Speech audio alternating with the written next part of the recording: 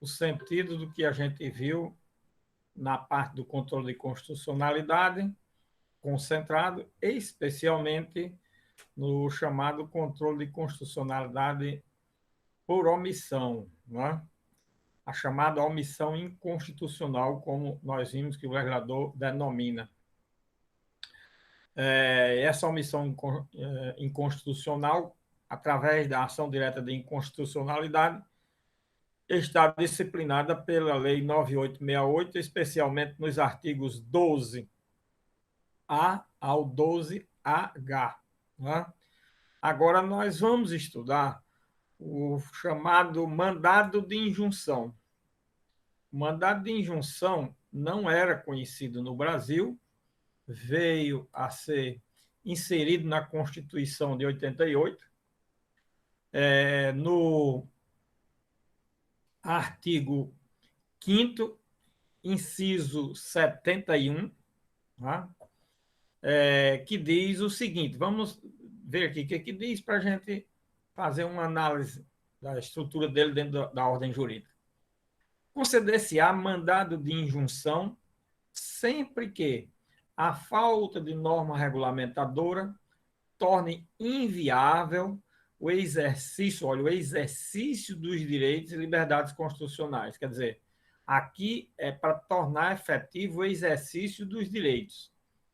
Lá na lei, nós vimos que é para ser comunicado ao órgão encarregado de elaborar o regulamento, fazer a regulamentação, a fim de que ela seja realizada, essa regulamentação. Aqui é tornar, quando a falta da norma regulamentadora, quando na omissão se torna inviável o exercício dos direitos. Então, o mandado de injunção é para quê? Para tornar viável o exercício dos direitos e liberdades constitucionais e das prerrogativas inerentes à nacionalidade, à soberania e à cidadania.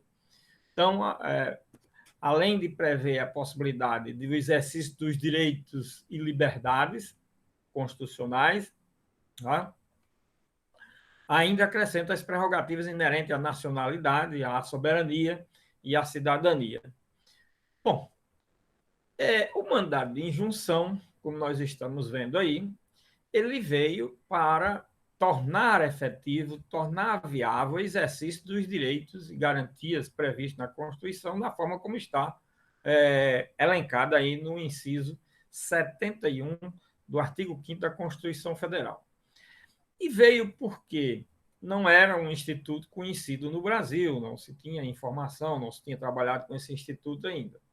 Veio porque, da mesma forma, veio a ação direta de inconstitucionalidade por omissão. E veio a ação direta de inconstitucionalidade por omissão, por quê? Aí eu já falei, em razão de ter o Constituinte emprestado à omissão, ao Instituto da Omissão, o mesmo caráter, a mesma simetria de violação de direito, como se de um direito regulamentado de forma inconstitucional e inválida a norma se tratasse, ou seja, tratou a norma violadora da Constituição, quando criada, em rigorosa igualdade de condições, ou o inverso, a omissão em rigorosa igualdade de condições a uma norma inconstitucional. E aqui, na época da Constituinte, se discutiu o seguinte: bom, foi dado o instituto da ação direta de inconstitucionalidade por omissão de forma coletiva, porque nós vimos aí que os legitimados são limitados, apesar de ter vindo muitos legitimados na Constituição de 88 para o controle de constitucionalidade concentrado.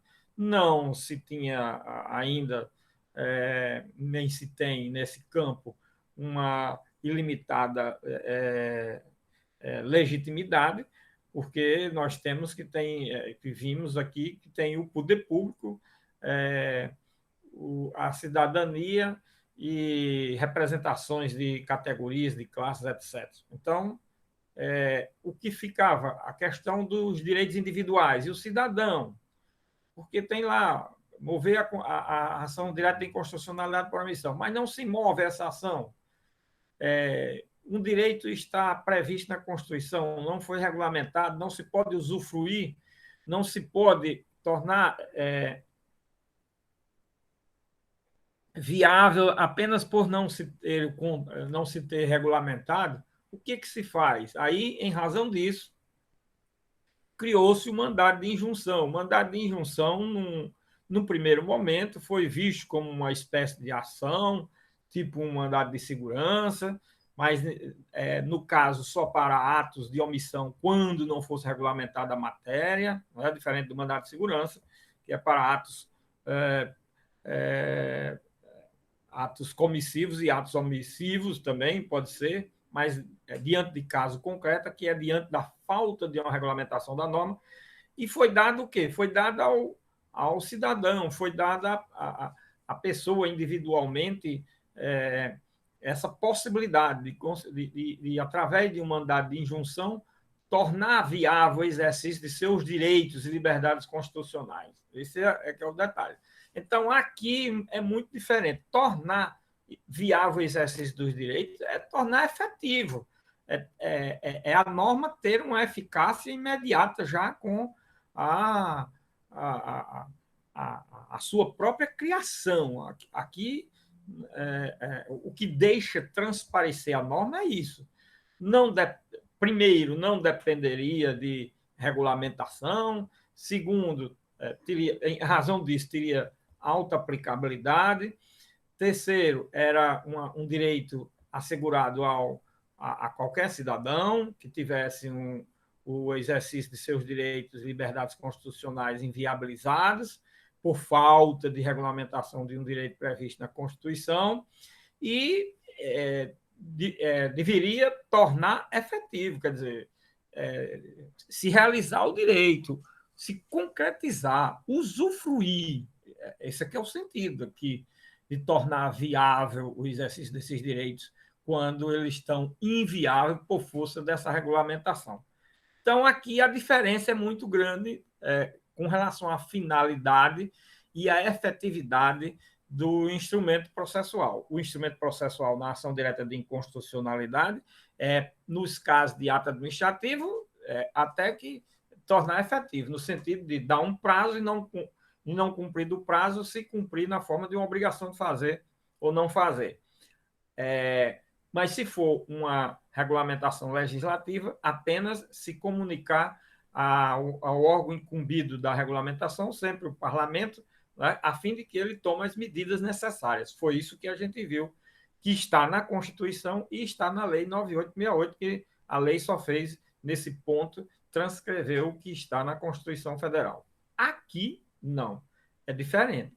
É tornar viável, porque está sendo inviável o exercício dos direitos por falta de norma regulamentadora. Aqui é tornar viável. Tornar viável é tornar efetivo. É usufruir, é ter na prática, é ter concretização do direito.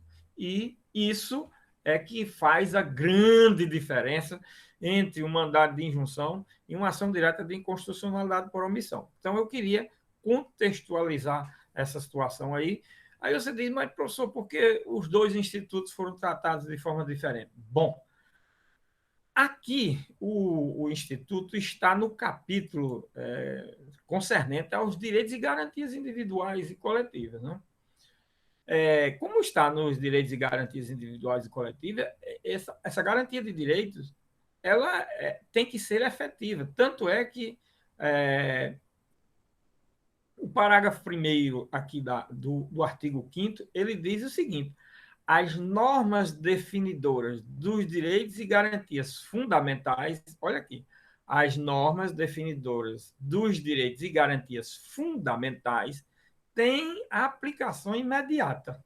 Olha aí a diferença. Então, está aqui também, veio para um capítulo que diz respeito a uma efetividade, aplicação imediata das normas garantidoras dos direitos fundamentais. Então, nós temos também esse aspecto altamente relevante aqui, certo? Bom, isso foi o que foi criado naquele momento histórico e foi altamente proclamado. Acontece o seguinte: que, que uma vez promulgada a Constituição, aí passou a existir normas que vieram a ser regulamentadas, mas algumas normas, inclusive com prazos previstos em sua regulamentação. Mas, minha gente, a regulamentação nem se deu de forma célere, nem naqueles casos em que, às vezes, tinha prazo para regulamentar e o Congresso, é, nessa máquina pesada que é o Congresso para aprovar uma lei, ele não conseguia sequer aprovar as leis que tinha prazo previsto. Imagina as outras coisas. Então, a pressão da sociedade era muito grande, se falava, bom, vamos usar agora o mandado de injunção. Aí, com um ano, aguardou-se aí um ano, dois de Constituição, aí os primeiros 2 ou 3 anos de Constituição, chegou o primeiro mandado de injunção no Supremo.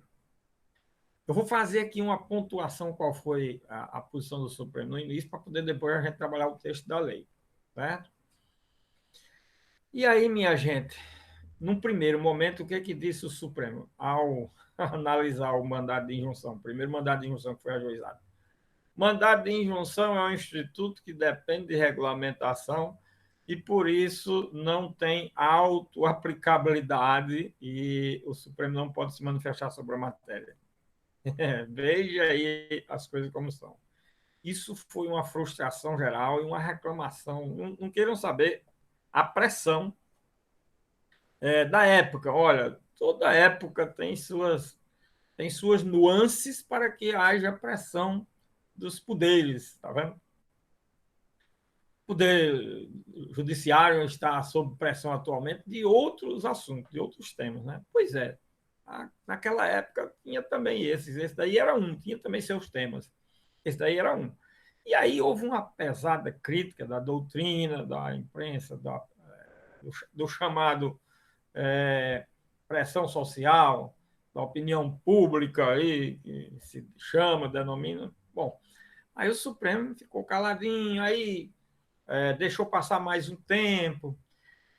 Depois de um determinado tempo, o Supremo foi e disse, mais aí, sei lá, uns 5 anos depois da Constituição, já tinha sido regulamentado o caso de lei, mas o Supremo ainda estava vacilando. Como tinha sofrido muita, é, muita pressão, aí foi o Supremo que fez a segunda leitura, levou um mandado, botou um mandado de injunção em pauta para fazer a segunda leitura. E na segunda leitura fez o quê? Disse, realmente, o mandado de injunção tem alta aplicabilidade, não precisa de estar regulamentado, e nada de também regulamentar-se o mandado de injunção.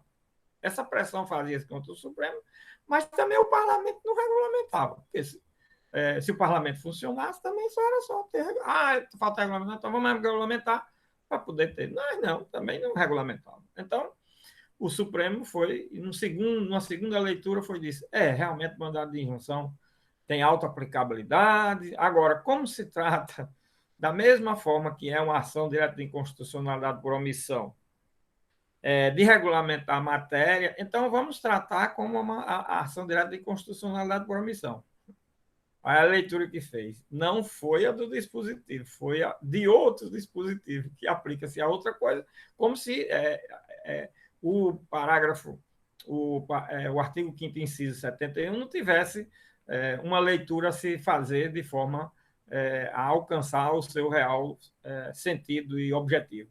Pois bem, aí disse, o mandado de injunção não precisa de regulamentação, não.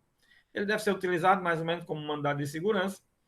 Agora, o que é que o Supremo decide? Decide que, se for para regulamentar através de lei, que tudo era para regulamentar, matéria de lei, né? Dependia de lei. Então, ele só faz encaminhar ao parlamento, a fim de que o parlamento tome as providências da mesma forma que a ação direta de inconstitucionalidade por omissão. Essa foi a segunda leitura.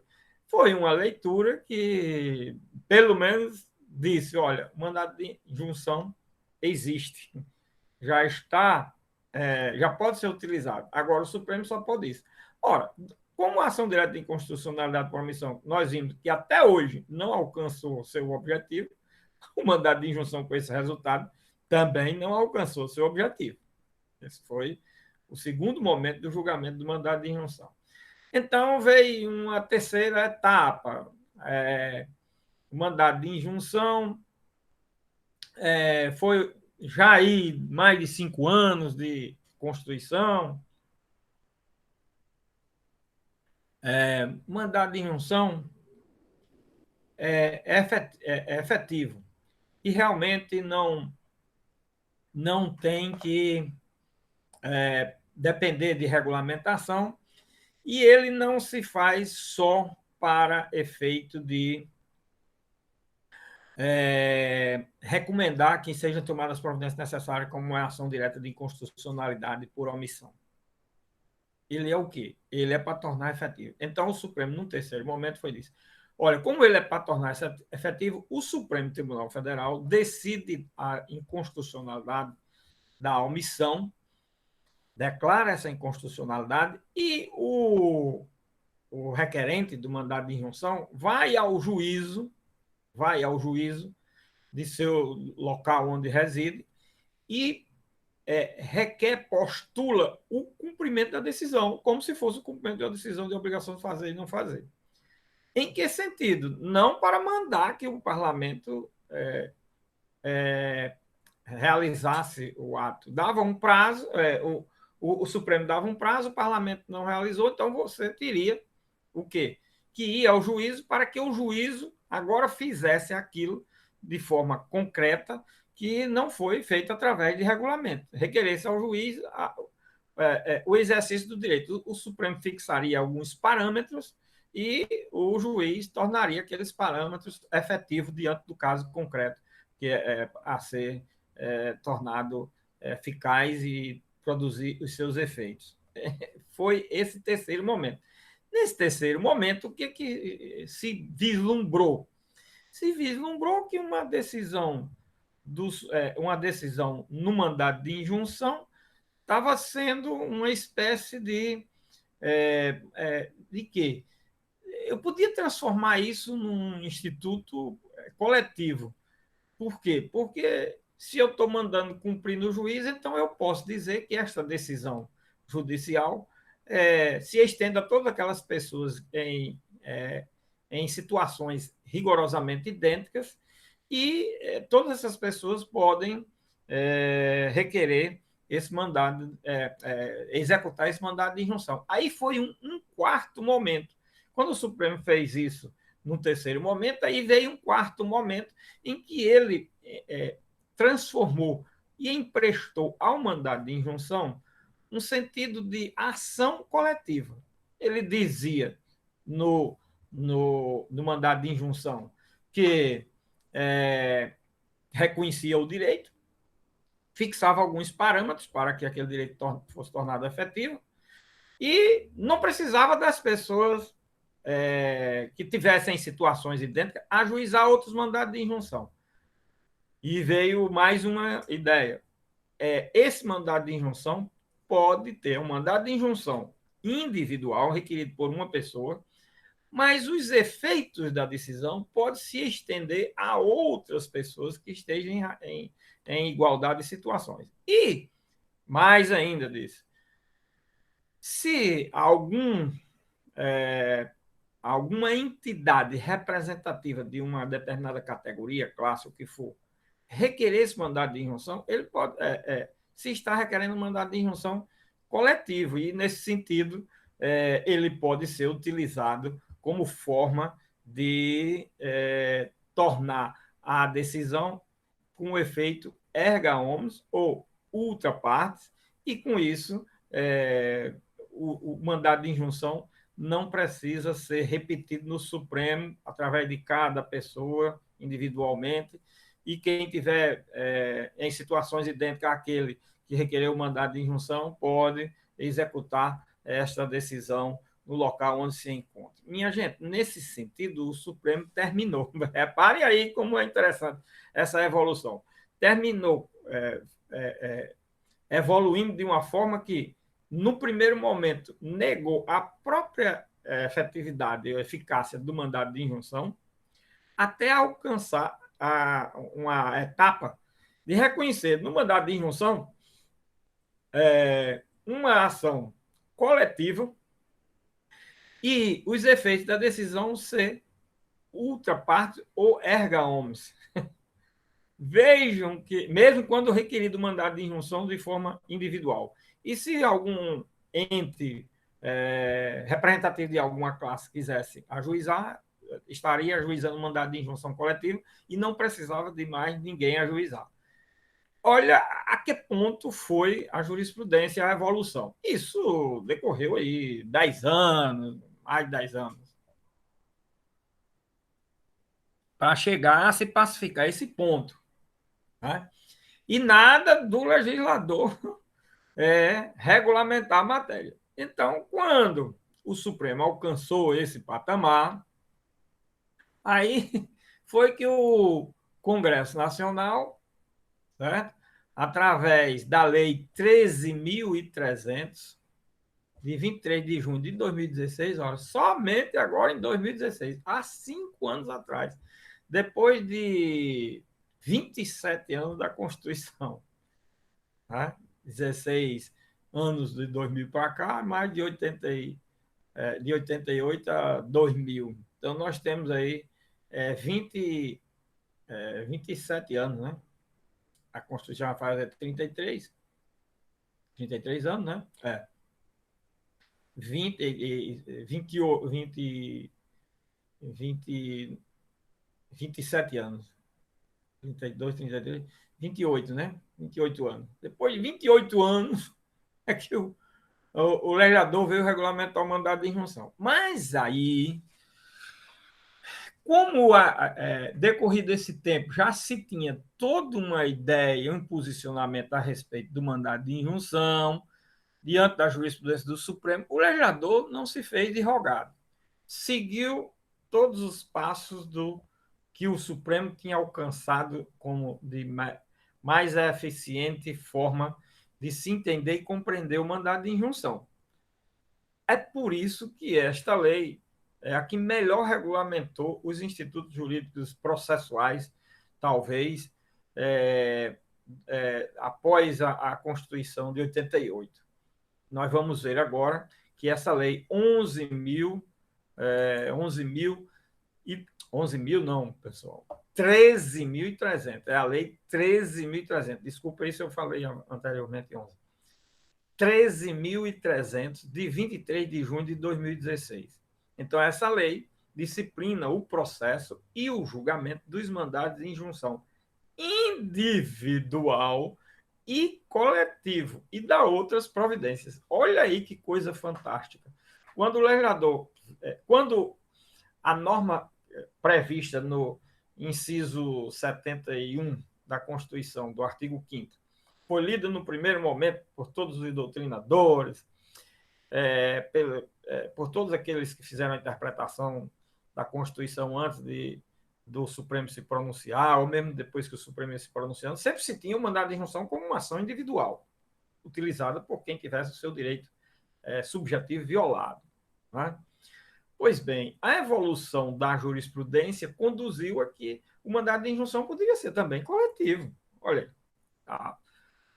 nos direitos e garantias individuais e coletivos, ele está no capítulo de direitos e garantias individuais e coletivos. Então, podia ser também um mandado de injunção coletivo. Aí o legislador e o Supremo chegou, como eu falei aí da evolução, de forma apenas pontual, apenas para mostrar como se posicionou o Supremo no primeiro momento e no último momento.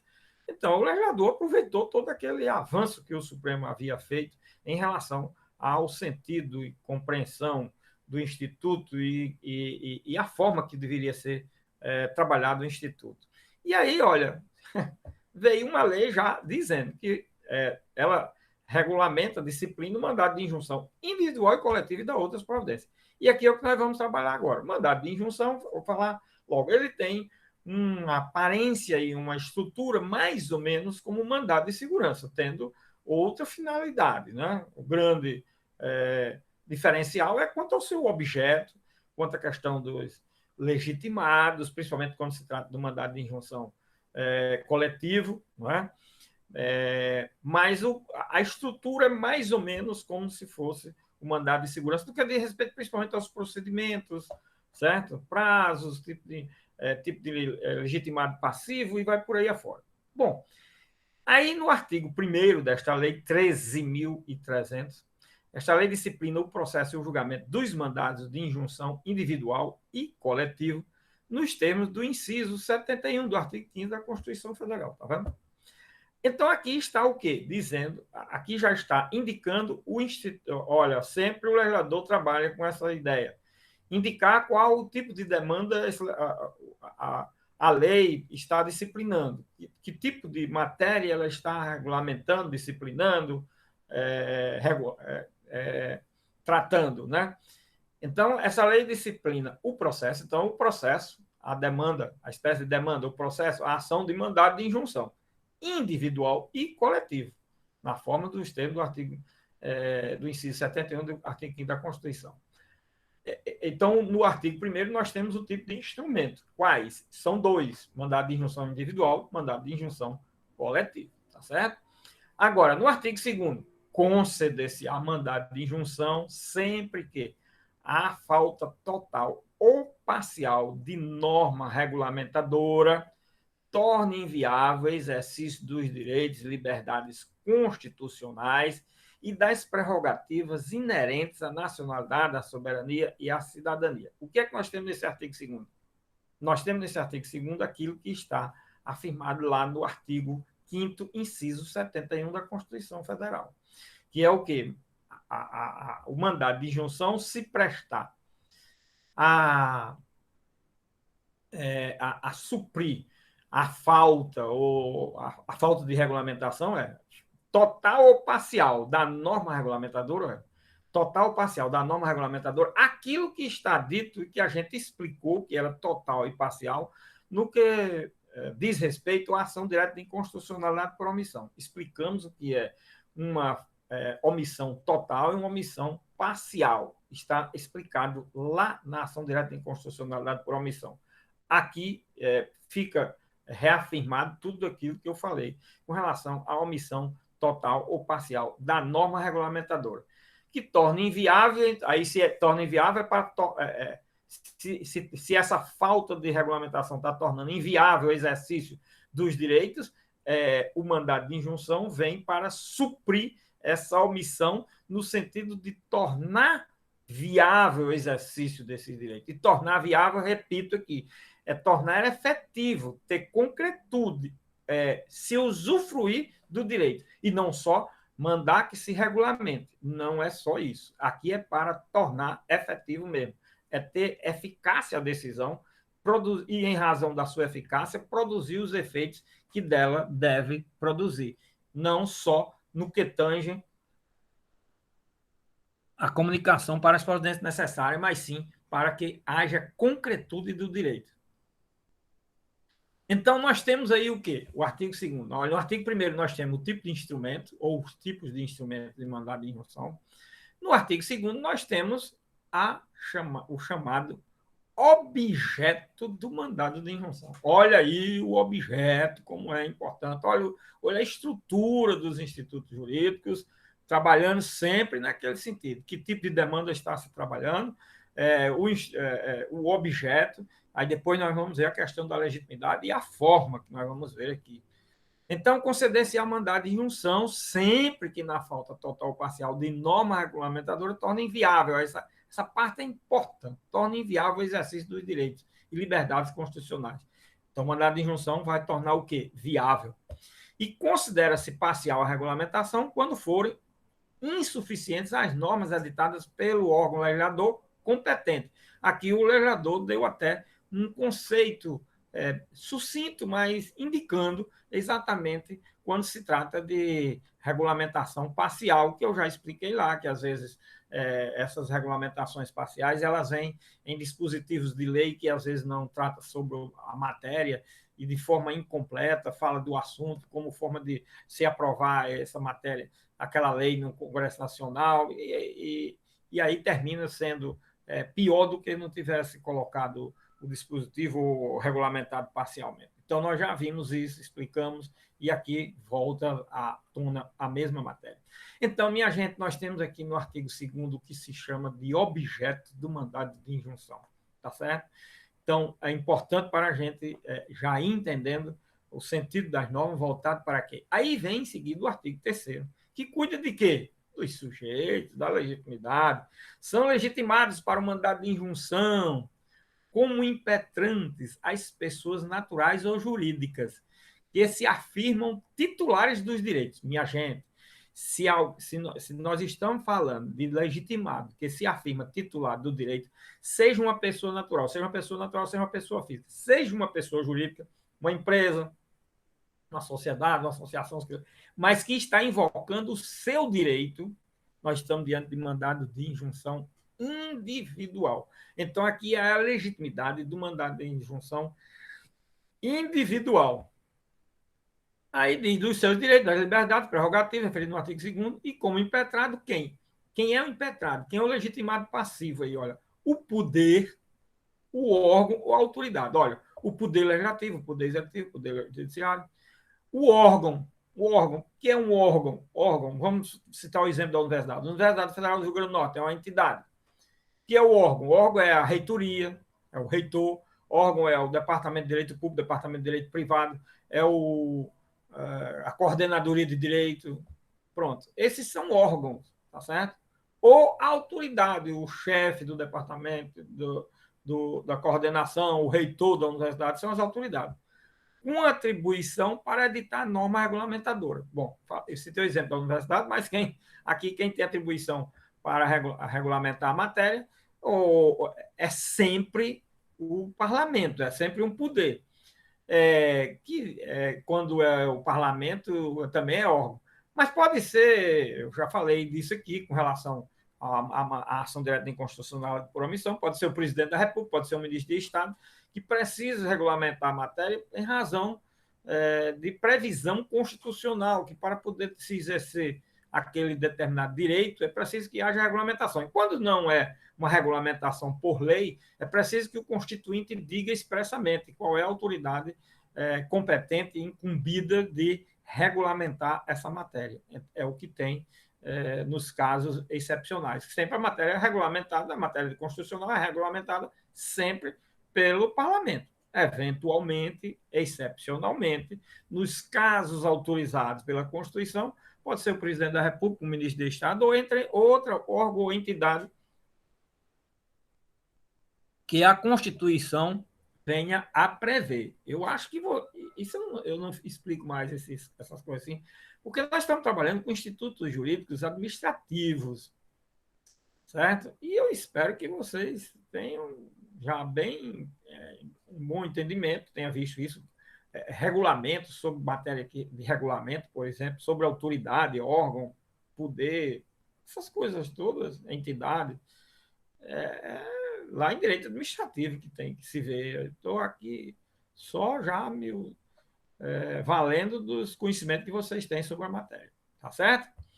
Então, nós temos aí, olha, o artigo 3º indicando a legitimidade no mandado de injunção individual, indicando quem são os sujeitos do polo passivo, ou eventualmente quem possa ser sujeito no polo passivo do mandado de injunção. Então, no artigo 3º, sujeitos do processo no mandado de injunção individual, ok? Bom, aí vem o artigo 4º. A petição inicial deverá preencher os requisitos estabelecidos pela lei processual e indicará, além do órgão impetrado, a pessoa jurídica que ele integra ou aquela a que está vinculado. Bom, aqui nós já estamos trabalhando com a forma. Olha, a forma. Demanda, elementos da demanda. Aí é preciso que exista uma demanda. Que demanda é essa? Mandado de injunção. Quais são os seus elementos? Objeto, artigo 2º. Sujeitos, artigo 3º. Forma, a partir do artigo 4º. Isso quando se trata aqui, mandado de injunção, aqui está sendo voltado muito para o mandado de injunção individual. A petição inicial deverá preencher os requisitos estabelecidos pela lei processual. O requisito estabelecido pela lei processual qual é? Artigo 219 do Código de Processo Civil. E indicará, além do órgão impetrado, olha, o órgão impetrado é aquele que está previsto no artigo 3º. A pessoa jurídica, aí aqui a entidade de direito público, né? A pessoa jurídica, que ele integra, o órgão impetrado integra. ou aquela que está vinculada. Por exemplo, citei o exemplo aí da universidade. Então, a Universidade Federal do Rio Grande do Norte é uma entidade de direito público, é a pessoa jurídica, ela tem personalidade jurídica. Aí pode-se dizer que é a pessoa jurídica, é a entidade de direito público, certo? Agora, o chefe de departamento, o próprio reitor, a pró-reitoria, não sei de que lá,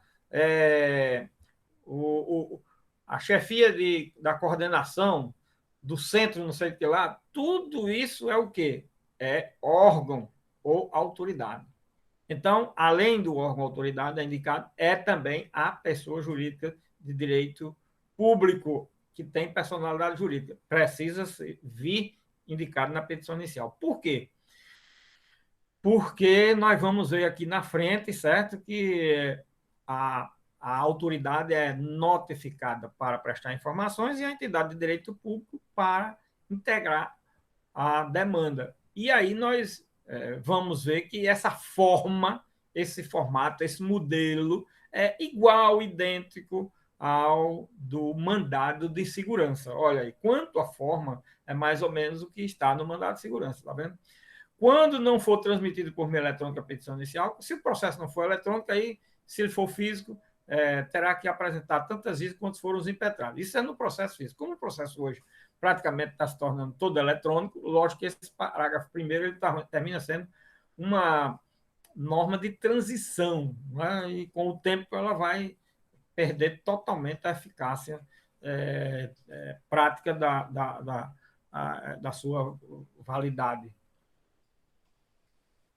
da sua própria existência. Quando o documento necessário para o do alegado encontra-se em repartição em estabelecimento público ou em poder de autoridade ou terceiro, havendo recusa de fornecer por certidão, no original será ordenada, a pedido do impetrante, a exibição do documento no prazo de 10 dias. Aqui é o pedido da requisição de documento, certo? Quando não é possível ao impetrante apresentar desde logo, porque não obteve. E se a recusa em fornecer o documento for do impetrado, a ordem será feita no próprio instrumento da notificação. Então, se for do próprio impetrado, porque os documentos às vezes é do impetrado, mas às vezes não é de outro órgão, de outra entidade, certo? A pessoa, às vezes, a prática do ato é realizada por um órgão e um mandado de segurança ou de injunção é dirigido a outro órgão, não é aquele que, às vezes, que praticou o ato, ou onde o documento se encontra, pode ter sido praticado o ato, mas não, o documento lá não se encontra. Se encontrar em outro órgão, agora, se for no próprio órgão ou entidade demandada, então, na notificação, ele está dizendo, já pede-se informação, a notificação pede-se informação à autoridade e é a juntada desses documentos, certo? Se a recusa for do impetrado, a ordem será feita no próprio instrumento da notificação, é o que diz o parágrafo 3º do artigo 4º, ok? Bom, aí é o quê? É a forma quanto à pretensão. Olha, a pretensão. Aí a petição inicial, né, com a prova do alegado através de documentos, né, é um processo no tipo mandado de segurança, onde a prova deve ser sempre documental, principalmente a omissão, e eu vou provar a omissão. O parlamento, peço certidão, o parlamento já regulamentou essa matéria, a regulamentação é do parlamento, já regulamentou, não. É de um órgão da administração pública, federal, estadual, sei lá. Já regulamentou essa matéria, só é naquele órgão pedir a certidão. Não forneceu, aí se pede na própria petição, se for ao mesmo órgão, se for a outra requisição. Certo? Bom, aí vem o artigo 5º. Recebida a petição inicial, será ordenado. Então, nós temos no artigo 4º a forma de pretensão. No artigo 5º, será ordenado. Aqui é a forma de... aqui é a maneira que se forma a relação jurídica processual. Como é que se forma a relação jurídica processual? Na forma do artigo 5º. Como? Primeiro, fazendo uma notificação do impetrado sobre o conteúdo, olha, do impetrado lá, o impetrado está lá no artigo 3º, né? Do conteúdo da petição inicial, devendo-lhe ser enviada a segunda via apresentada com as cópias dos documentos, a fim de que, no prazo de 10 dias, preste informações. Lógico que esse encaminhamento é quando o processo não for eletrônico, minha gente. Se for processo eletrônico, isso não existe, né? E segundo, a ciência do ajuizamento da ação ao órgão de representação judicial da pessoa jurídica. O órgão de representação judicial aí é uma procuradoria, quando tem procuradoria, ou, da pessoa jurídica interessada, quer dizer, da universidade, advogado da União, se for parlamento, procurador do Estado, se for um governador, e assim, devendo ser enviada a cópia da petição inicial para quem querendo ingresso no feito. Também a cópia da petição inicial é quando o processo não for eletrônico, certo? Então, nós temos aí a formação da relação jurídica processual, que isso é forma, olha, forma da relação jurídica processual, que é o chamamento de alguém ao juízo para integrar a relação jurídica processual. A forma de integrar a relação jurídica processual, artigo 5º. E aí vem o artigo 6º mostrando problema, possibilidade de quê? Possibilidade de vício, defeito da petição inicial. A petição inicial será desde logo indeferida quando a impetração do mandado de injunção for manifestamente incabível ou manifestamente improcedente. Não é hipótese de mandado de injunção. Não se trata de omissão do legislador, não se trata de omissão de alguma entidade que deveria regulamentar a matéria, não é caso de mandado de injunção, certo? Ou for manifestamente improcedente. Manifestamente improcedente é que os argumentos, os fundamentos trazidos não levam a um convencimento nenhum. Agora, isso pode ser o quê? A decisão aí, quando se trata desse artigo 6º, a decisão é do relator, é liminar, dizendo logo, manifestamente incabível, manifestamente improcedente, será desde logo indeferida, quer dizer, é pelo relator. Aí, desta decisão do relator, no parágrafo 1, caberá agravo em 5 dias para o órgão colegiado competente para o julgamento da impetração. Que agravo é esse? Que órgão é esse? É um agravo interno para o órgão, o quê? O próprio tribunal, o órgão que, dentro desse tribunal, esteja julgando turma, câmara, pleno, sessões, depende do tamanho do tribunal e do regimento interno desse tribunal, para você saber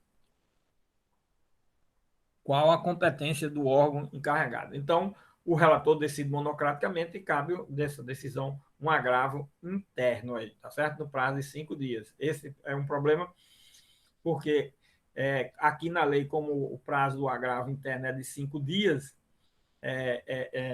aqui é preciso ter cuidado, que diferentemente do mandado do Código de Processo Civil, o prazo lá é de 15 dias. Então, é preciso ter cuidado que esse agravo aqui, como é uma lei especial e diz o prazo, se não dissesse o prazo, seria do Código de Processo Civil. Mas como diz o prazo de 5 dias, então esse agravo aqui é no prazo de 5 dias só. Bom, então, artigo 6º, o vício, possível vício da petição inicial, para poder se ter o quê? Aí a formação da relação jurídico-processual, a forma de pretensão, reconhecido fim do prazo para apresentação das informações. Aí, fim do prazo para apresentação das informações, nós temos o quê? Nós temos a formação da relação jurídico-processual. Nós temos o processo formado na sua integridade. Através de quê? Primeiro, da pretensão formulada. Segundo, da resistência. A resistência se dá através de quê? Da resposta que se dá ao pedido de informação. Se houver resposta ao pedido de informação, está atendido o contraditório, a ampla defesa e a formação da relação jurídico-processual devidamente instaurada.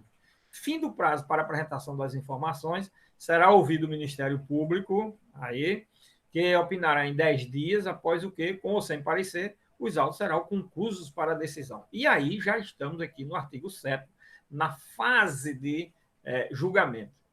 Concluímos o processo até chegar à fase de julgamento, tá certo? Aí, na fase de julgamento, nós vamos ter a questão dos efeitos da decisão. Chegou a fase de julgamento, vamos ter a decisão. E a decisão e seus efeitos. Aí nós temos o quê? O artigo 8º. Olha, reconhecido o estado de mora legislativa, será deferida a injunção para. Reconhecido o estado de mora legislativa, o que é isso? Proferida a sentença. Na sentença, proferido o julgamento. No acórdão, que aqui é do tribunal, né? O acórdão reconheceu a mora legislativa. Reconheceu a mora, o que é isso? Reconheceu a omissão. Reconheceu a falta de regulamentação. declarou essa circunstância. Isso tudo é reconhecido o estado de mora legislativa. Será deferida a injunção. A injunção será deferida. Que efeitos tem essa decisão? Para quê? Para determinar em prazo razoável que o impetrado promova a edição da norma regulamentadora. A primeira coisa que tem como efeito da sentença é determinar um prazo para que a mora seja suprida. E a norma que falta ser regulamentada venha a ser editada, né? Editada e, consequentemente, atendido a possibilidade do exercício do direito agora. Agora, no inciso 2 diz estabelecer, olha aí, estabelecer as condições. Aquilo que o Supremo fez, olha aí, que o Supremo fez quando disse, olha, realmente naquela fase, realmente mandado de injunção já é de auto-aplicabilidade, tem que ser reconhecido o direito. Agora, não é aqui que a pessoa vai obter a efetividade desse direito. A gente aqui vai firmar, estabelecer algumas condições em que o exercício desses direitos se dará, certo? Dos direitos, das liberdades, das prerrogativas. E, se for o caso, as condições em que poderá o interessado promover ação própria visando a exercê-los, caso não seja suprida a mora legislativa no prazo determinado. Olha aí. Então, que ação própria é essa? É o cumprimento da decisão, o pedido de cumprimento da execução, ou a execução do julgado. Olha aí, é essa ação, promover a ação própria. Se tem uma decisão no mandado de injunção, olha, mesmo individual, e a pessoa que requereu o mandado de injunção, o Supremo o seu tribunal, na realidade, 99% do mandado de injunção utilizado até hoje é no Supremo, né? Promover ação própria visando exercê-los para ação própria para se tornar efetivo exercer esses direitos. Caso não seja suprida a mora legislativa no prazo determinado. O prazo é aquele do inciso 1. Então, vejam como é diferente os efeitos da decisão aqui no mandado de injunção, certo? E aqui nós trabalhamos a partir do artigo 8º, olha, tudo tem um sentido. Cada dispositivo desse, eu estou dizendo de que ele trata, né? Artigo 1º, a demanda, artigo 2º, o objeto, artigo 3º, a legitimidade, artigo 4º, a forma da petição inicial com os seus requisitos, a fase de se tomar iniciativa, de agir, a fase propositiva da demanda, vimos isso daí. Depois, a formação da relação jurídico-processual, artigo 5º, artigo 6º, questão de vício da petição inicial, artigo 7º, configuração do contraditório, da formação da relação jurídica processual, a fase de pretensão antes, e agora aqui a fase de resistência e conclusão dessa fase de resistência, com a conclusão para a decisão. Aí, artigo 8º, sentença, decisão, acórdão e seus efeitos, certo? Agora, será dispensada a determinação a que se refere ao inciso 1, que é a questão do prazo do CAP, quando comprovado que o impetrado deixou de atender em mandado de injunção anterior ao prazo estabelecido para a edição da norma. Como se trata de mandado de injunção individual, minha gente, pode ser que tenha se ajuizado aí mais de um mandado de injunção, 2, 3, 4, 5, 10, 20, 30, 40, 50, depende. E aí tem vários, como é individual, então pode ter vários mandados de injunção. No primeiro, foi julgado pelo tribunal, pelo Supremo, sempre aqui. Ele deu o prazo, não foi cumprido. Aí ele fixou, tendo fixado as condições, a pessoa agora vai requerer o cumprimento da decisão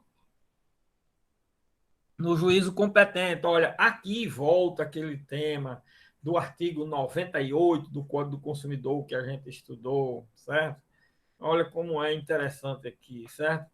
E o artigo 93, no que diz respeito à competência do mandado nas ações coletivas, artigo 93, artigo 98, vem tudo à tona, aquela matéria que a gente estudou lá. Será dispensada a determinação, quer dizer, quando comprovado que o impetrado deixou de atender. Então, se já é num segundo mandado de injunção, já foi dado o prazo, ele não cumpriu, então agora requerer as providências do inciso 2.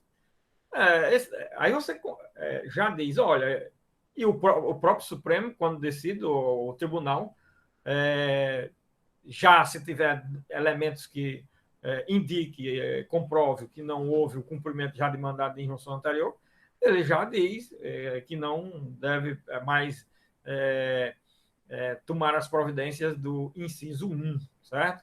Então, o impetrante aqui, certo?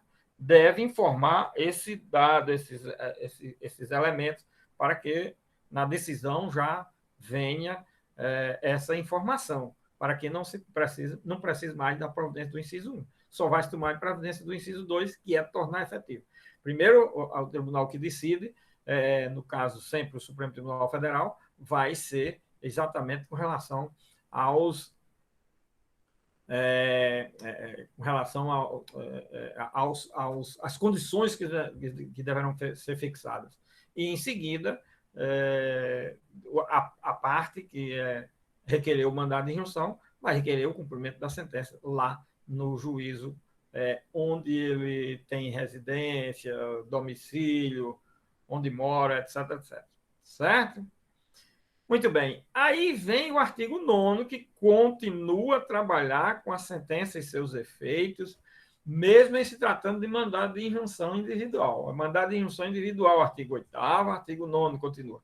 A decisão terá eficácia subjetiva limitada das partes. Olha, se é um mandado de injunção individual, a primeira situação que indica aqui é que a decisão terá eficácia subjetiva limitada às partes e produzirá efeitos, olha, limitado às partes, ou seja, não é erga omnes em princípio, e produzirá efeitos até o advento da norma regulamentadora.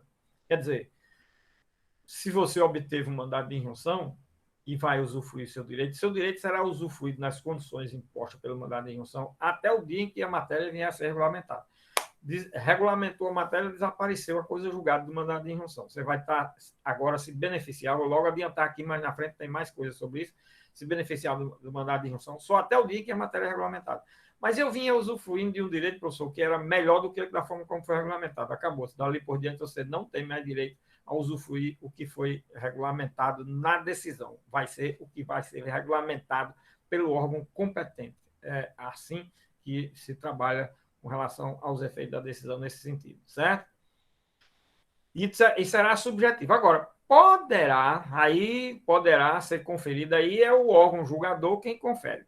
Em princípio, o legislador disse que o mandado de injunção individual, os efeitos quanto aos destinatários, somente as partes das quais participaram da relação processual. É um processo individual, num primeiro momento. Agora, o tribunal que julga, no caso o Supremo, pode dizer o seguinte: olha, poderá ser conferida eficácia ultra partes ou erga omnes. O Supremo, vamos admitir o seguinte, que ele tem informação desse mandado de injunção que muitas pessoas estão naquela mesma situação.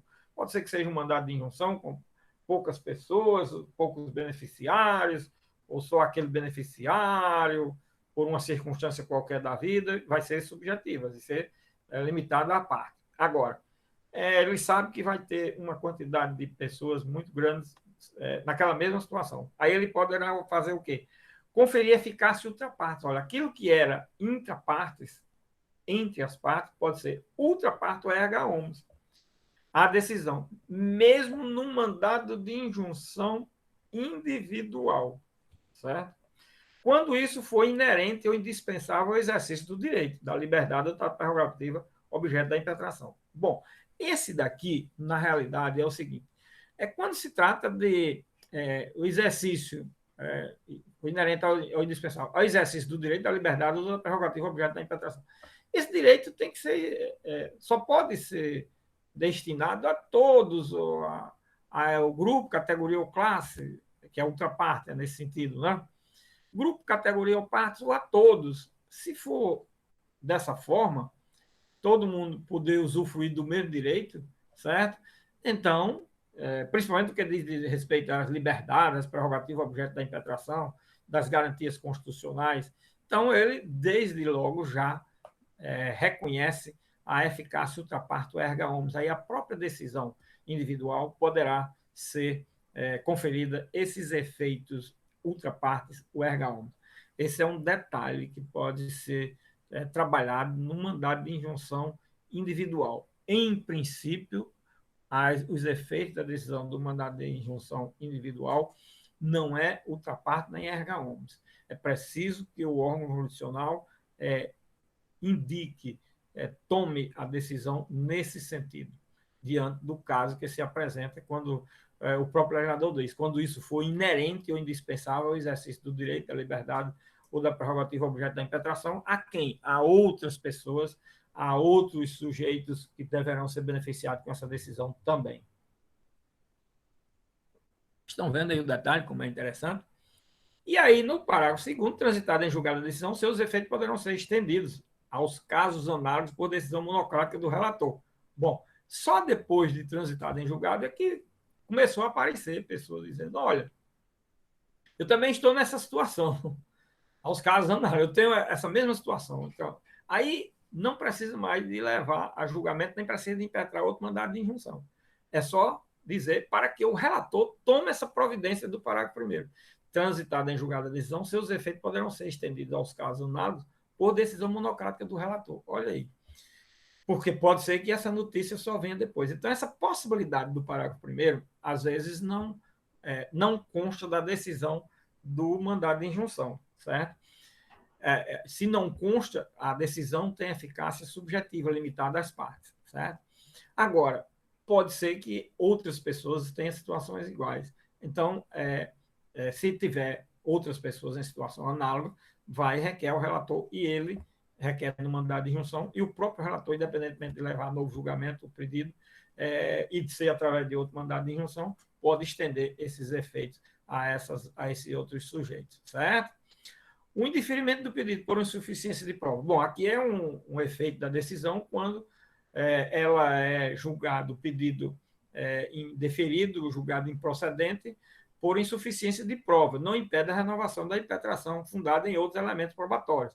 Isso daqui é aquilo que tem mais ou menos também no que diz respeito, mesmo sendo um mandado de injunção individual, não existe coisa julgada material quando ele é indeferido por falta de prova. Esse é um dado muito importante. Por quê?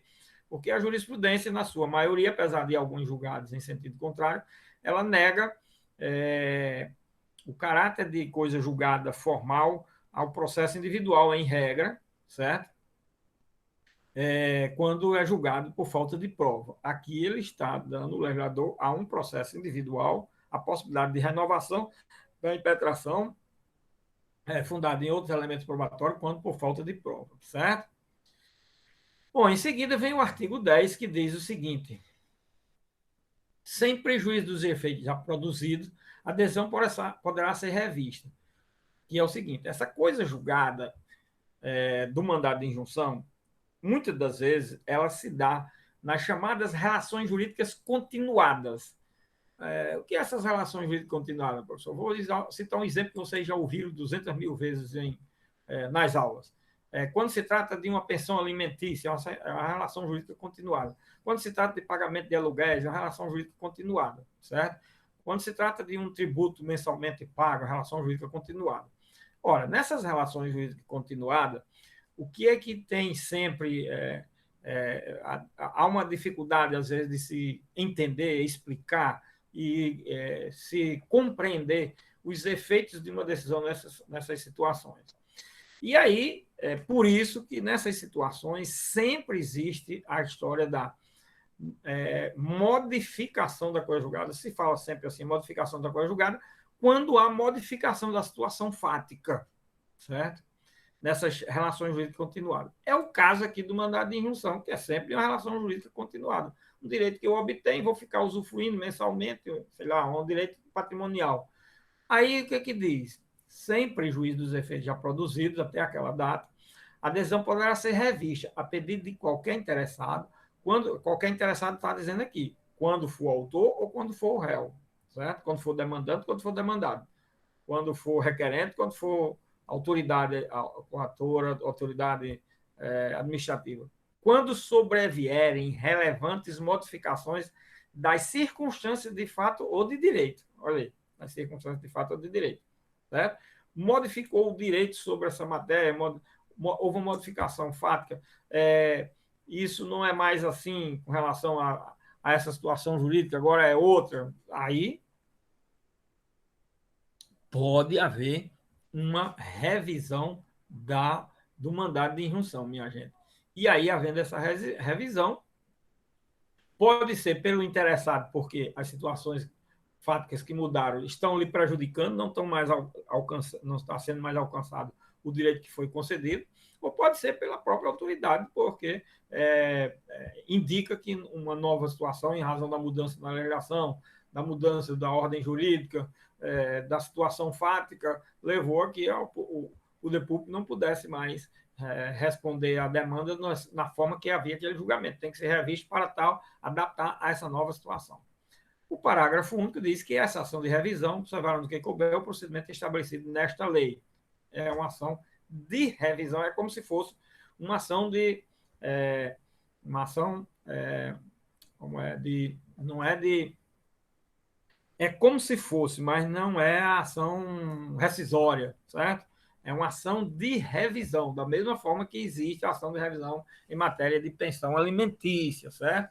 Esses dados são interessantes. E da mesma forma que vocês estudaram a direito administrativo, espero que tenham estudado processo administrativo, em direito administrativo, que no direito administrativo, o processo administrativo prevê também uma possibilidade de revisão das decisões administrativas, certo? Aqui é um caso, certo? No processo penal, nós temos também a ação de revisão, certo? Lá é ação de revisão. No processo civil é ação rescisória. E aqui é de revisão, porque é revisão da coisa julgada para alterar a situação fática que veio a ocorrer. Bom, então o artigo 10 é a questão dos efeitos da decisão após o trânsito em julgado, se houver modificação das circunstâncias de fato ou de direito. É isso que trata o artigo 10, ok? O artigo 11. A norma regulamentadora superveniente produzirá efeito ex nunc, aliás, em relação aos beneficiados por decisão transitada em julgado, salvo se a aplicação da norma editada lhes for mais favorável. Aqui é um detalhe interessante. A norma, você obteve um determinado direito através de um mandado de injunção. Pronto, está usufruindo daquele direito. Amanhã vem a matéria ser regulamentada por lei. O que acontece? O legislador está dizendo aqui que essa nova matéria regulamentada é o que vai passar a disciplinar o seu direito. É como se extinguisse os efeitos da coisa julgada com relação a você naquele mandado de injunção. Daquele mandado de injunção. Certo? E a norma aditada vai ter efeito ex nunc, ou seja, dali por diante, o que vai disciplinar o seu direito é a norma regulamentadora, que regulamentou a matéria. Certo? Agora, se essa norma regulamentar, salvo se a aplicação da norma editada lhe for mais favorável. Se a norma for mais favorável, você tem direito a requerer os benefícios pretéritos, certo? Por não ter usufruído desse direito no período que você deveria ter usufruído. Então, você tinha vamos dizer que seja aqui um direito que assegurasse um pagamento de uma pensão, de um benefício do Estado de R$ 2.000, um exemplo. Veio a norma, editor lhe garante 2.500. Então, você tem que requerer R$ 500 do período pretérito. Logicamente que vai esbarrar na questão de prescrição, certo? Se já tiver algum prazo prescrito, se tiver aí um longo tempo que já tenha prescrito determinado período, aí vai esbarrar nesse prazo, nesse tempo, certo? Mas isso é se, por acaso, já tiver decorrido um prazo de prescrição. O legislador não tratou dessa matéria, mas esse é um assunto que, logicamente, provoca esse debate. Muita gente sustenta que, como o legislador não tratou, não há a questão de prescrição. Todo período você usufruiria. Mas essa questão de prescrição é tratada dentro da ordem jurídica. Não precisa de cada legislação tratar dessa matéria. Isso é uma discussão que temos aí pesada, mas tem que verificar e analisar à luz do sistema jurídico, certo? Artigo 11, parágrafo 1. Estará prejudicada a impetração se a norma regulamentadora for editada antes da decisão, caso em que o processo será extinto sem resolução do mérito. E se for você impetrou o mandado de injunção, foi regulamentada a matéria antes do julgamento do mandado de injunção, ou antes de você requerer o cumprimento da decisão, logicamente, aí o mandado de injunção será extinto sem resolução do mérito, se foi antes do julgamento do mandado de injunção. Certo? Então, do artigo, vamos dizer assim, primeiro até o artigo 11, ou especialmente do artigo 2º até o artigo 11, nós temos, principalmente no que diz respeito à forma, quanto à forma e os sujeitos, o objeto é o mesmo, não vai mudar, do mandado de injunção individual e do mandado de injunção coletiva.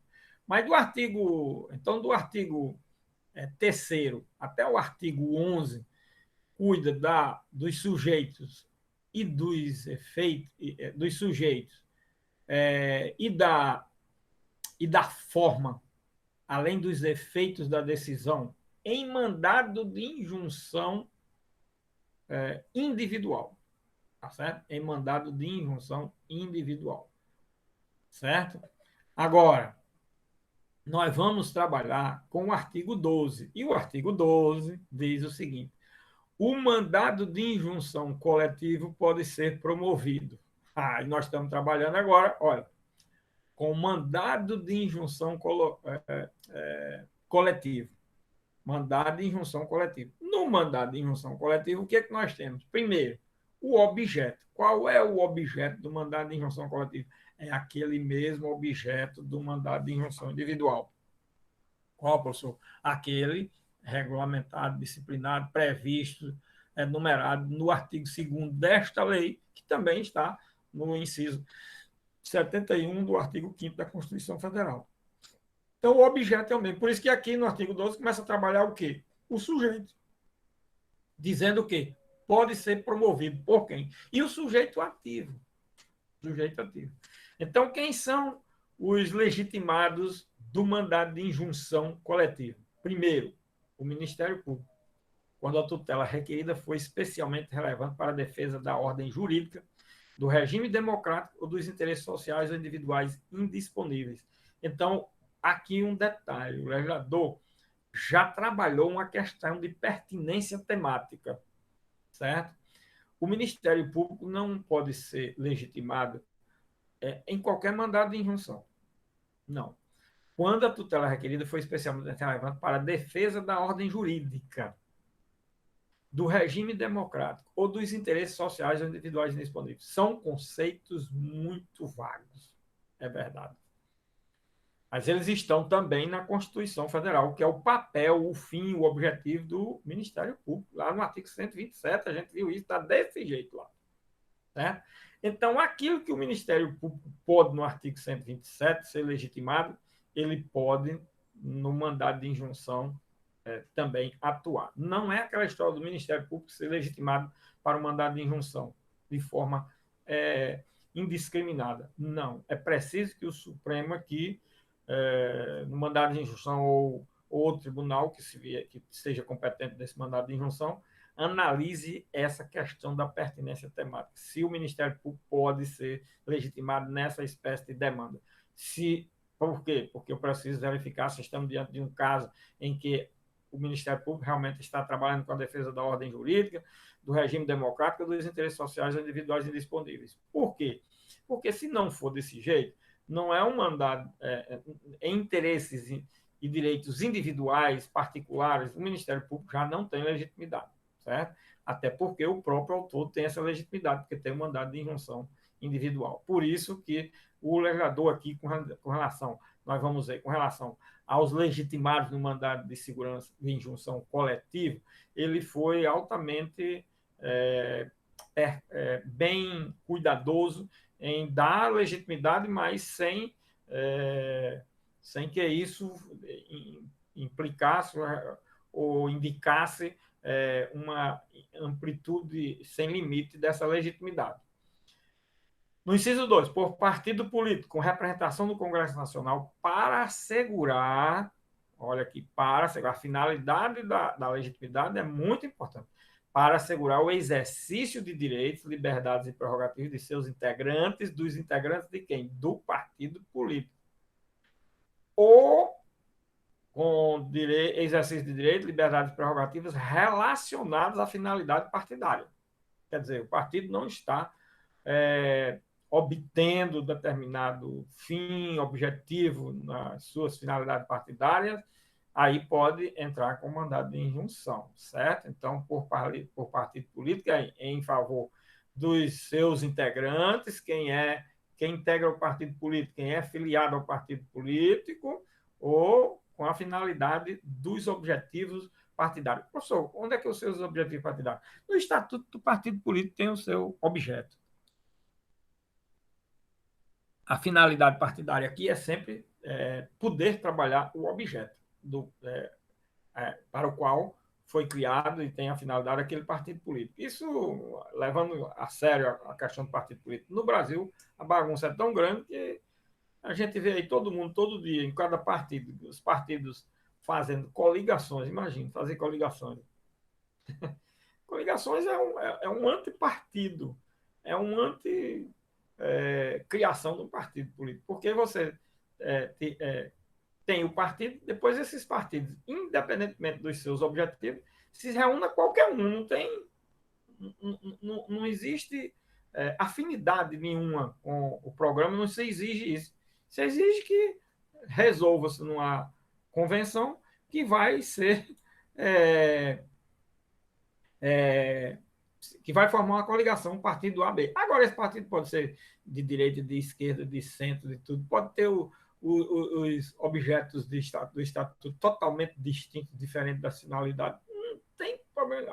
Vejam que coisa mais maluca. Mas isso existiu muitos anos no Brasil. Extinguiu-se para ser uma coisa muito boa, achando que era boa, mas antes de se aplicar, já se refuga e já se muda. Porque não chegou a ser aplicado, só chegou a ser aplicado nas eleições municipais. Só os próprios vereadores foi o que puderam fazer. Os vereadores são realmente muito ideólogos. Tem umas ideologias bem firmes nos partidos políticos. Agora, deputado, senador, esse não precisa ter ideologia. É brincadeira. Bom, se não tem ideologia, pelo menos, minha gente, um programa a ser seguido. E esse programa representa aí qualquer ideologia. O problema não é esse, é que siga uma orientação partidária. Bom, é só aqui para explicar essa situação, ok? Para vocês verem o que é que se fala aí contra a questão das coligações partidárias nas eleições e a volta desse instituto, porque isso denota um atraso, não está se adiantando nada. Já era um atraso quando existia. Na hora que se mudou, pensou-se que deu um passo à frente, agora vai e dá-se um passo atrás. É mais ou menos assim que a coisa é vista. Só por conveniências pessoais, esse aqui é o detalhe. Né? Por interesses pessoais e não por interesses públicos, por interesses reais de programas, disso, daquilo, daquilo outro. Sempre as coisas no Brasil não são por interesses públicos. Esse é o detalhe. Bom, o terceiro, olha, Ministério Público, partido político, com todas essas observações. E o terceiro, organização sindical, entidade de classe ou associação. Aquelas figuras que nós já vimos lá no artigo, explicamos cada uma delas, organização sindical, o sindicato, a entidade de classe ou associação, legalmente constituída e em funcionamento há pelo menos um ano para assegurar o exercício de direitos, liberdades e prerrogativas em favor da totalidade ou de parte de seus membros ou associados, na forma de seus estatutos e desde que pertinentes às suas finalidades. Olha aqui a pertinência temática. Pertinentes às suas finalidades, dispensada, para tanto, a autorização especial. A autorização especial é aquela individual, a procuração ou uma declaração dizendo que autoriza o sindicato, autoriza a entidade de classe, autoriza a associação a ajuizar o mandado de injunção. Não precisa disso daí. Se não precisa dessa autorização, eu faço o quê? Numa assembleia. Numa assembleia pode ser resolvida a questão, certo? Não precisa da autorização especial. E desde que a pertinência temática, desde que essa matéria que eu vou trabalhar no mandado de injunção, ela diga respeito aos estatutos e no que tange a sua finalidade, a finalidade que diz respeito aos interesses dos sindicalizados, dos membros da classe e dos membros da associação. Esse é o detalhe, a chamada pertinência temática, que tem uma certa conotação de forma menos intensa nos incisos 1 e 2, mas no inciso 3, muito já vai dizendo logo, desde que pertinentes às suas finalidades. No inciso 4, pela Defensoria Pública. O defensor público também é legitimado no mandado de injunção. Quando a tutela requerida foi especialmente relevante para a promoção dos direitos humanos, aí aqui, olha, o defensor público só pode nessas situações. Quando foi especialmente relevante para a promoção dos direitos humanos e a defesa dos direitos individuais e coletivos dos necessitados na forma do inciso 74 do artigo 5º da Constituição Federal. Quer dizer, a Defensoria Pública é legitimada para ajuizar o mandado de injunção. Sim e não. Sim, nos casos expressos como pertinência temática do inciso 4 do artigo 11, né? Artigo 11? Não, artigo 12, né? Da Lei 13.300. Não, quando não estiver pertinência temática com esses temas. Quais os temas? Se não for matéria que diga respeito a uma promoção dos direitos humanos, que diga respeito a uma matéria relevante à promoção dos direitos humanos. E a defesa dos direitos individuais e coletivos dos necessitados, não é de qualquer pessoa, mas sim é preciso que mostre que aquelas pessoas individuais ou de forma coletiva, toda compõem um grupo, uma quantidade de pessoas que são necessitadas. Aqueles direitos só são dirigidos e só vão ser usufruídos por pessoas necessitadas. Certo? Então, esse daqui é um dado importante, relevante para se ter a Defensoria Pública como legitimada. Na defesa de direitos que digam respeito aos direitos humanos e direitos individuais ou coletivos dos necessitados. Ok? Então, nós temos aí, olha, o legitimado do Ministério Público, com a previsão lá prevista, o partido político com a previsão também prevista, o sindicato, a entidade de classe, a associação, a Defensoria Pública. Então, nós temos aí o quê? Ministério Público, partido político, aí depois, 3 aqui, 5, 6, com a Defensoria são 6 legitimados no mandado de injunção coletivo, tá certo? Então, é muito importante esses detalhes aí para se trabalhar isso. Os direitos, as liberdades e as prerrogativas protegidas pelo mandado de injunção são os objetos, né? São os pertencentes indistintamente a uma coletividade. Olha, aqui dá uma ideia de que direitos são esses coletivos. Uma coletividade indeterminada de pessoas ou determinada por grupo, classe ou categoria. Então, direitos o quê? Difusos e coletivos. Olha, o que são direitos pertencentes a coletividade? Direitos difusos. E aqueles que diz respeito a um grupo, categoria ou classe? Grupo, categoria ou classe, grupo, classe, categoria, como está aqui na sequência, são exatamente os direitos coletivos estrito sensu. Tá vendo? Então, na realidade, aqui está mostrando que o mandado de injunção coletivo é dirigido para as hipóteses de direitos difusos e coletivos estrito sensu. Tá certo? Professor, e os individuais homogêneos? Os individuais homogêneos podem ser resolvidos, minha gente, na forma do artigo que nós vimos aqui, o artigo 11, né? O 11, no que diz respeito a... Não, o 11 no que diz respeito à extensão dos efeitos, exatamente. Né? No artigo 10 e 11, no artigo 10, no artigo 9 ainda, né? Poderá ser conferida eficácia ultra partes erga omnes a pessoas em igualdade de condições ou em casos análogos. Eu resolvo o problema dos direitos individuais homogêneos. Tá certo? E aí eu alcanço, no mandado de injunção, os direitos individuais, exclusivamente individuais, de situações individuais, resolvo o problema dos direitos individuais homogêneos, também será alcançado, e a questão dos direitos difusos e coletivos estrito sensu. Olha aí como a situação alberga toda espécie de direito que pode ser protegido ou protegível através do mandado de injunção. Tá certo? Muito bem. Aí vem o artigo 13. O que diz esse artigo? No mandado de injunção coletivo, a sentença fará coisa julgada limitadamente às pessoas integrantes da coletividade, do grupo, da classe ou da categoria substituídos pelo impetrante, sem prejuízo do disposto nos parágrafos 1º e 2º do artigo 9º. Olha, o parágrafo 1º e 2º do artigo 9º é aquela extensão dos efeitos.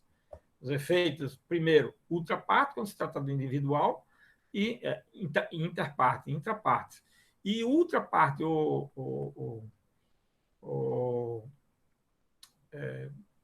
ultraparte agora sim,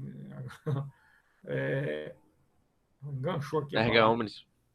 Erga omnes, quase que não sai, enganchou aqui. Obrigado. Ultraparte o erga omnes do artigo 9º, que a gente terminou de ver exatamente. Ok? Então, olha, aqui está dizendo, a sentença estende seus efeitos tanto de forma individual, quem ingressou com mandado de injunção individual. No mandado de injunção individual, verifique que pode ser a pessoa física ou uma pessoa jurídica, certo? Do mandado de injunção coletivo, pode ser de direitos difusos, direitos coletivos estrito sensu, individuais homogêneos. Tá certo? Então, é muito importante a extensão dos efeitos com relação aos destinatários, artigo 13, que é mais ou menos, de forma mais abreviada aqui, mas também dando a mesma ideia daquilo que se tem no artigo 103 do Código do Consumidor, que nós já vimos e expliquei detidamente tudo aquilo com relação às ações coletivas como um todo, certo? Aí vocês vejam, as leis vão trabalhando cada espécie de instituto processual, de instrumento processual, vão trabalhando de forma a se ajustarem ao tipo de demanda que se está trabalhando, que é o caso aqui. Não é? Bom, no artigo 13 ainda, o mandado de injunção coletiva não induz litispendência em relação aos individuais, mas os efeitos da coisa julgada não beneficiarão o impetrante que não requerer a desistência de demanda individual no prazo de 30 dias a contar da ciência comprovada da impetração coletiva. Olha, aqui no parágrafo 1, nós temos o quê? Exatamente a reprodução daquilo que nós temos no artigo 104 do Código do Consumidor, que nós estudamos também e analisamos. Tudo que foi dito em relação ao artigo 104 do Código do Consumidor aplica-se aqui. Não existe coisa julgada, nem existe litispendência, ou seja, não existe litispendência entre um mandado de segurança de injunção individual e um mandado de injunção coletivo. Não existe essa litispendência. Se você ajuizar um mandado de injunção individual, ele vai tramitar, mesmo tendo um mandado de injunção coletivo em andamento. Agora, se eu não quiser receber os efeitos da decisão do mandado de segurança, mandado de injunção coletivo, não quiser esperar, não quiser primeiro passar pelo mandado de injunção coletiva, eu continuo com o meu mandado de injunção individual. Eu vou responder pelos efeitos da decisão no meu mandado de injunção individual. Agora, se eu quiser, não, já que tem um mandado de injunção coletivo, eu vou pedir o quê? Olha aí, a desistência, que não requer. Aqui o legislador foi mais radical. Mas os efeitos da coisa julgada não beneficiaram o impetrante que não requeria desistência da demanda individual, no prazo de 30 dias a contar da ciência comprovada da impetração coletiva. Para você se beneficiar da decisão do mandado de injunção coletivo, é preciso que você desista do mandado de injunção individual. Quando? Quando você tiver ciência comprovada da impetração desse mandado de segurança coletiva. Mandado de injunção. Mandado de injunção. Mandado de segurança, a gente é tão já habituado a trabalhar com mandado de segurança, né? E para falar de mandado de injunção, trocando mandado de segurança por injunção é uma novela, que é mais raro a gente trabalhar com mandado de injunção, né? Muito bem, minha gente. Então, nós temos aí, olha, a estrutura, né, do mandado de injunção, tá, sendo trabalhada de acordo com aquela posição do Supremo, né?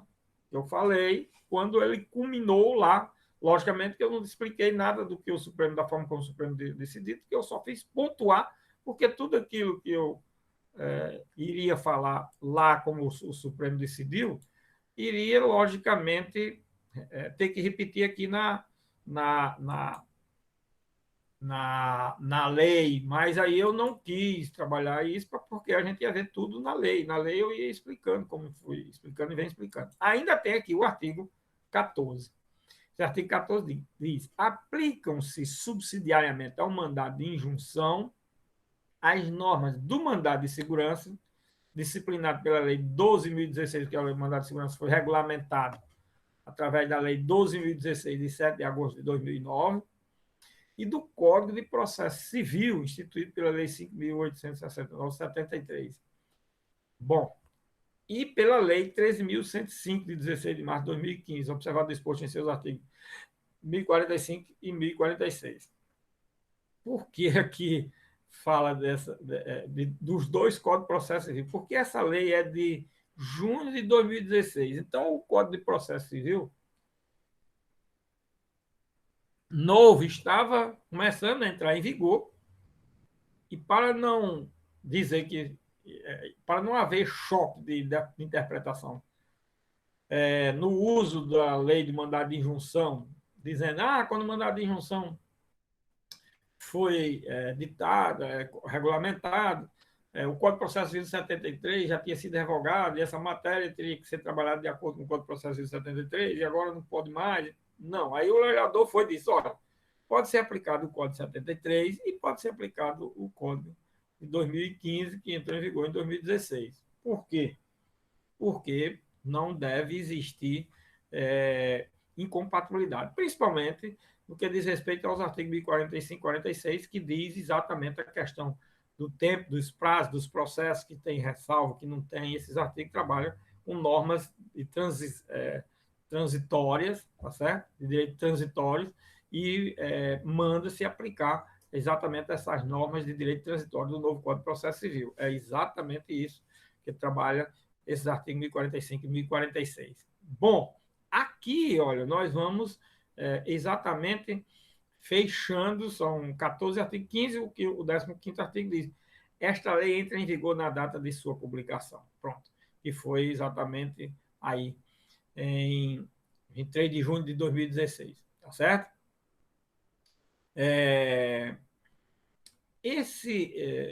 A lei é de 23 e o Diário Oficial de 24 de junho de 2016. Bom, minha gente, vejam o seguinte, eu considero essa lei a melhor, se ela não é perfeita, quase perfeita, que eu acho, que regulamentou qualquer matéria de instrumento processual depois da Constituição Federal. Afora, logicamente, o Código de Processo Civil, que é excelente. Nós só temos um grandíssimo defeito, que vai ser aplicado no Brasil. É só esse o defeito. Vai ser só isso. Mas o Código de Processo Civil, ele traz de tudo que existe mais moderno no mundo. Mas aí não vai ser aplicado esse tudo que existe mais moderno no mundo daqui a 50 anos. Não será aplicado. Esses são os problemas, certo? Eu lamento dizer que vocês mesmo vão passar a atividade da vida de vocês, vão se aposentar, já vai vir outra geração. Eu espero que vocês apliquem pelo menos alguma coisa do novo Código de Processo, pelo menos alguma coisa, né? Mas não aplicam. Vocês chegam e fazem lá o que já vem sendo feito errado desde o Código de 39.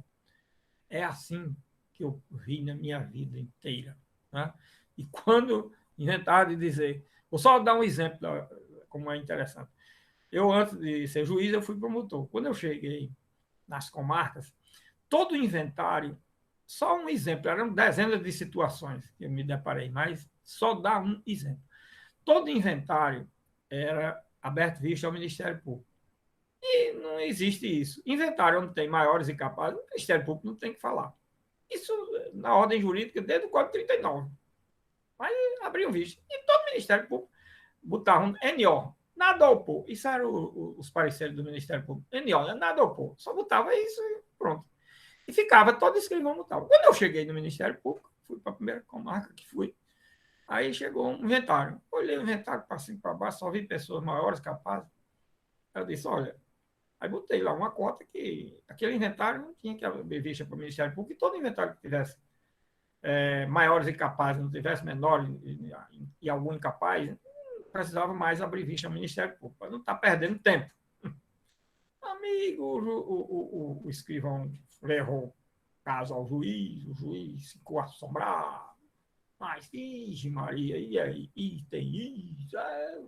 Aí, você conversa com ele, tal, aí o ministério. Aí o escrivão voltou, doutor, isso aqui toda a vida foi assim. Eu disse, toda a vida foi errado. Fazer o quê? Vamos fazer certo agora, em diante, tal. Aí eu falei com o juiz disse que eu falasse com o senhor. Eu disse, não, eu falo com ele, eu vou falar com ele. Doutor, acaba com essa história de mandar abrir vista. Ele foi e falei com ele. Né? Aí ficou, né? Aí o escrivão, a justificativa do escrivão. É porque eu já trabalho aqui há 35 anos, já sou escrivão há 35 anos. Toda a vida foi assim, doutor, não teve ninguém. 35 anos errado. 35 anos de erro.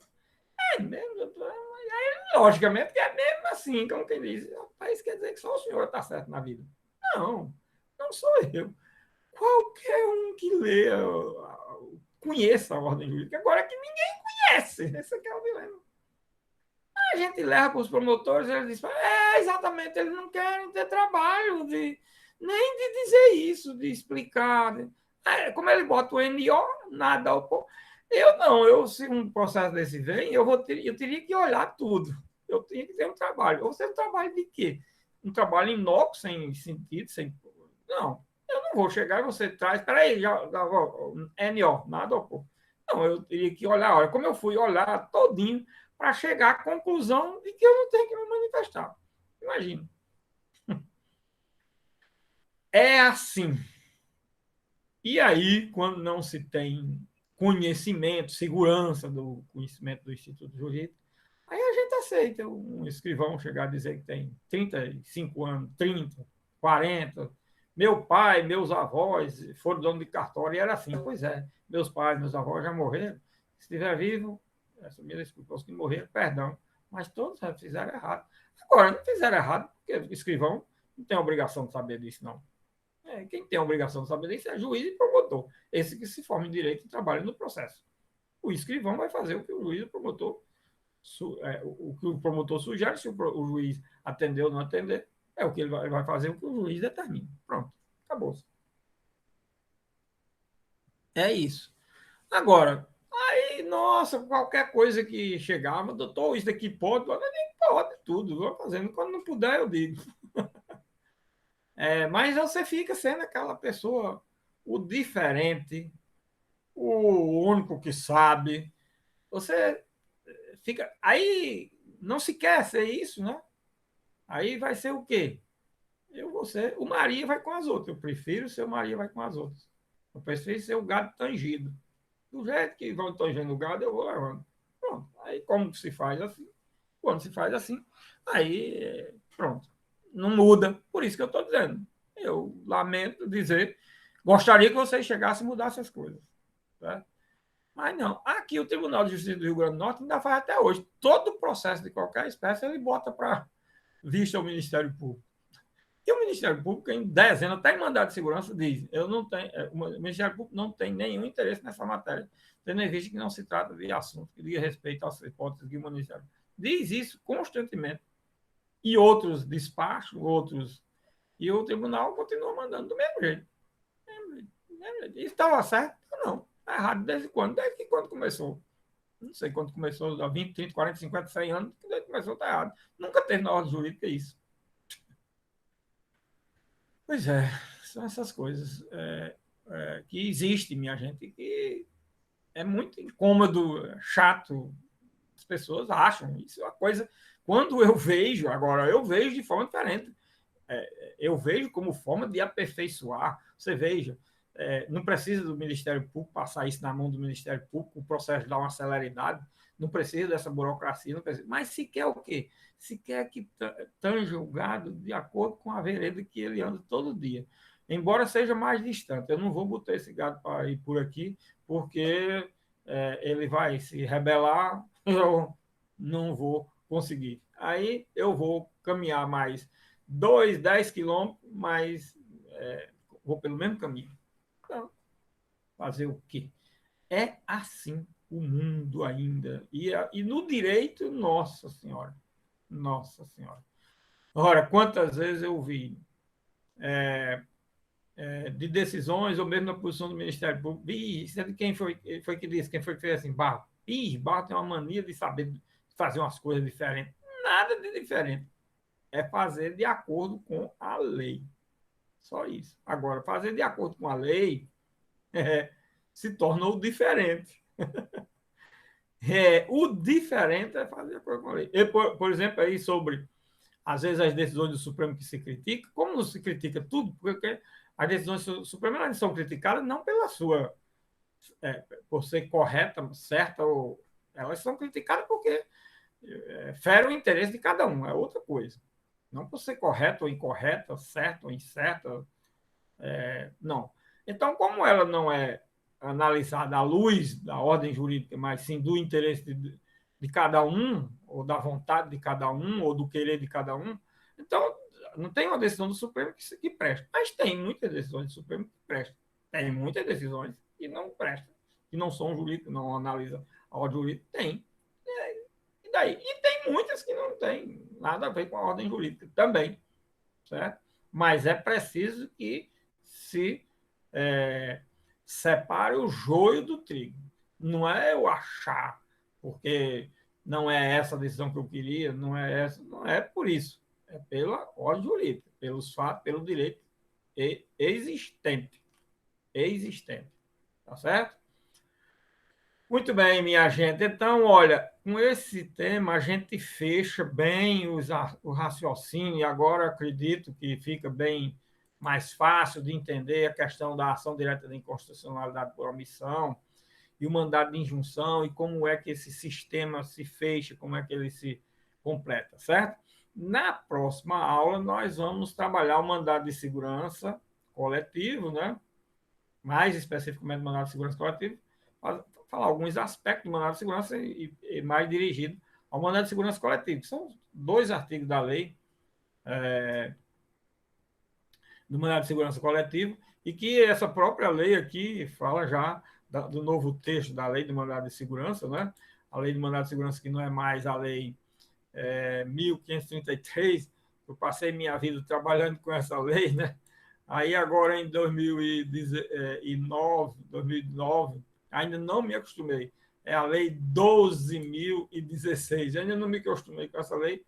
Depois de, sei lá, 30, 40 anos, 19, depois de 40 anos trabalhando com um texto de lei, e teve anos, como por exemplo em 91, foi 91, onde eu cheguei a julgar mais de 30 mil mandados de segurança, Só no ano de 91, eu sozinho julguei mais de 33 mil mandados de segurança. Como eu trabalhava bastante nessa matéria, certo? E diferia liminar de mais de 35 mil. E era uma decisão liminar, na época, que era mais difícil do que a decisão final, porque a decisão final era fácil, porque eu já tinha resolvido tudo na liminar, que era a questão da inconstitucionalidade, e eu escrevi um artigo na época em razão do fundamento que eu trouxe, que eu coloquei nessa decisão. E aí esses fundamentos deu um trabalho sobre inconstitucionalidade das normas impeditivas liminares, que foi publicado esse trabalho na revista de Processo, volume, nossa, sei lá, 40, 30 e tantos, 40 e tantos. E recentemente o Supremo veio considerar a norma, o dispositivo do mandado de segurança que impede liminar em determinada matéria em mandado de segurança inconstitucional, e alguns ex-alunos meus lembrou, professor, o Supremo agora, eu digo, depois de 30 anos, 40 anos, a gente termina uma tese sendo vencedora, né? Tá certo? Termina uma tese sendo vencedora. Então, tese que eu sustentei há 40 anos atrás, 35 anos atrás, na realidade, escrevi esse trabalho, mais ou menos há 35 anos atrás. E aí, agora o Supremo decidiu dessa forma. Tá vendo? Levou 35 anos. 35 anos. Eu já poderia ter morrido, né? Mas ainda, pelo menos vi o Supremo um dia decidir com os mesmos argumentos que eu utilizei naquele momento histórico. Estão vendo? A vida é assim. Então vamos lá. Hoje é segunda, né? Então na próxima aula será sexta-feira, se Deus quiser. Tuíla, depois você me veja aí como é nosso calendário para a gente trabalhar já a terceira prova, né? Porque nós já vamos encerrar também os assuntos aí na próxima semana, se Deus quiser, a gente encerra. Dá para encerrar, viu? Todos os assuntos. E na próxima semana também já deve ter a terceira prova vamos realizar. Ok? Vou ver se corrige ainda essa semana, daqui para o final da semana, né? Para a gente ver aí. Tá bom? Então, bom dia a todos. Felicidade, boa semana, bom trabalho, bons estudos, tudo. Até mais, felicidade. Cadê? Deixa eu ver aqui.